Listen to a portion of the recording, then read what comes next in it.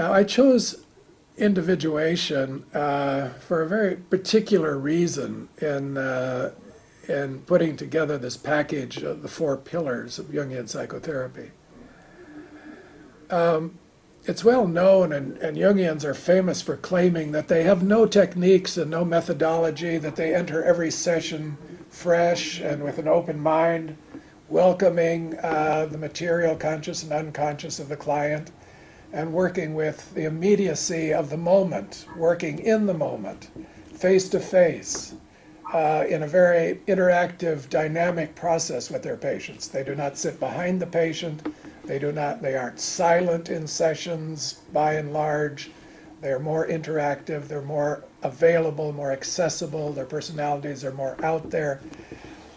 But one has to admit and keep in mind and be aware that in the back of the analyst's mind there is a roadmap of a psychological development process, a lifelong developmental process, and that the analyst in his or her private moments or reflections might not ever say anything about this to the client, but is thinking it and is making an evaluation and a diagnosis, so to speak, based on it. And that is a map of development that is considered normative for male and female human beings cross-culturally and more or less without exception. Okay, so this is a model of what it is to be human and what it is to develop to the maximum potential as a human being. And the Jungian psychotherapist, in making an assessment, thinking about the client sitting in front of him or her, is asking a question: where does this person fall along the path of individuation, particularly with regard to their current chronological age? So that if a person is 45 years old, one has certain expectations for where that person would be ideally or normatively in their psychological development. If that person is 21 years old, those expectations are different. If the person is 75 years old, still different. Okay, so I want to describe to you what those what that roadmap looks like, and what's in the back of that Jungian analyst's mind as he or she assesses and thinks about the level of psychological development of that person sitting in front of him or her, because there is an evaluation process. So Jung said in one of his many papers, fairly early one, I think, in the 20s or 30s, that one can think of life as following a trajectory, the trajectory of the sun, where it rises in the east in the morning, it ascends to an apex at noon, and then it begins to descend to the western horizon and sets in the evening. If you take that image, that model, that trajectory as the lifespan, we don't know what happens in the evening. The Egyptians thought that when you die, you go under the world, and there's a big fight with Apophis, the sea monster, and you're reborn the next morning in the east, and you do the journey again. Never mind that. We can observe the sun. We don't know where it goes after it sets. If you take that as the model, Jung suggested that you can divide it into 2 parts. There is the part that is rising and moving upward, and there is the part of the image that is declining and moving downward toward the setting in the west.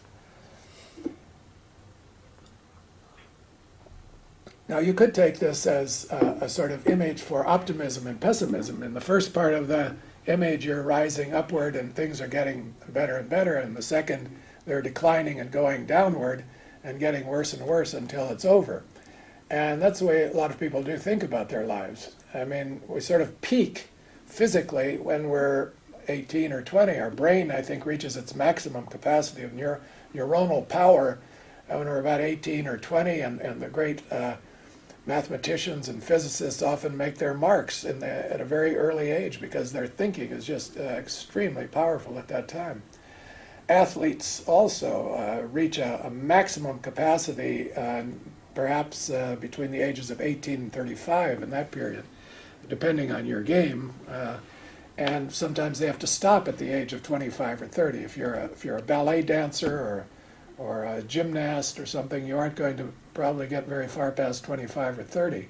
If you're a golfer, on the other hand, you probably can make it in pretty good shape into your 40s and 50s, maybe not winning championships anymore, but still having fun at it.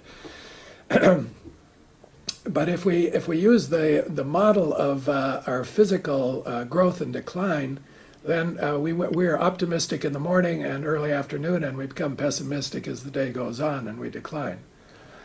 That isn't exactly what Jung had in mind with that image, I think.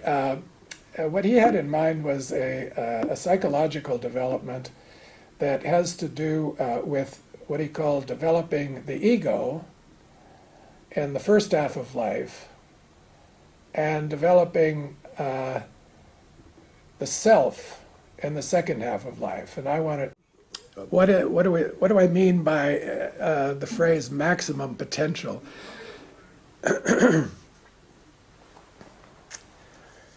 I'll say quite a bit more about this as we go along. I think I can give it more detail that way. But basically, what I mean is that when a person comes into this world, a soul, let's say, comes into this world, they come with certain intellectual potentials, they come with certain emotional potentials, they come with certain physical potentials, and they come with certain psychological potentials. And we try to help them, the educational system tries to help them maximize their cognitive potentials. The sports and athletics tries to help them maximize their physical potentials, and therapy tries to help them maximize their psychological potentials. By under psychological potentials, I mean a number of things. I mean the capacity to be with oneself comfortably. I mean the capacity to relate to other people creatively and comfortably. And I mean the capacity ultimately to be oneself, maybe not so comfortably, but nevertheless. Individuation means undividedness, becoming undivided.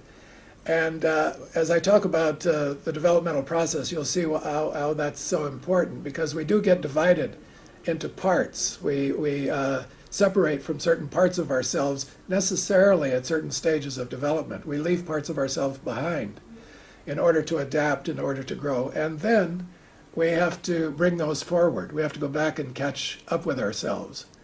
And this process of bringing ourselves along into our life fully, making the whole self as conscious as possible, and living our various sides and aspects. You can think of typology, your introversion, your extroversion, your capacity to relate to other people, and your capacity to introspect, so on and so forth.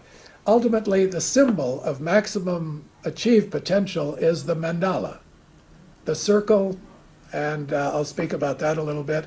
The circle that contains all the parts, that is whole, that contains inner and outer conflicts without splitting and breaking, that can contain the maximum amount of information about oneself and the world and hold it together. That's the way I see the goal of individuation.